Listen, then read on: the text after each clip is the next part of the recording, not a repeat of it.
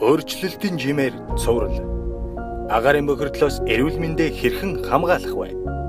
Гэр сууцаа дулаалах, ХЭПА агаар шүүгч байршуулах, тусгай шүүлтүүртэй амны хаалт зүүх, эрсдэлтэй бүлгийн хүмүүс томоогийн эсрэг вакцинд хамрагдах, сайжруулсан зуух, боловсруулсан түлш хэрэглэх, цахилгаан халаагуур хэрэглэх, өглөө оройн цагаар цонхоо онгойлгохгүй байх, гэр орондоо чихтэй цэвэрлэгээ байнга хийх, гэртээ тамхи татахгүй байх, галлагааны өрөөг бусад өрөөнөөс тусгаарлах, 1 метрээс доош өндөртэй бага насны хүүхдийг тэрч явах, ил задгаа хайсан хогоо шатаахгүй байх, автомашиндаа шүүлтүр суйрлуулах зэргээр өөрт тохирсон арга хэлбэрээр та эрүүл мэндээ хамгаалах шаардлагатай.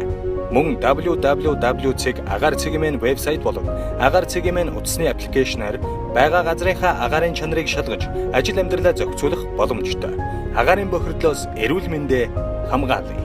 Монгол Улсын засгийн газар, Швейцарын хөгжлийн агентлагаас хэрэгжүүлж буй тогтвортой хөгжлийн боловсрал төсөл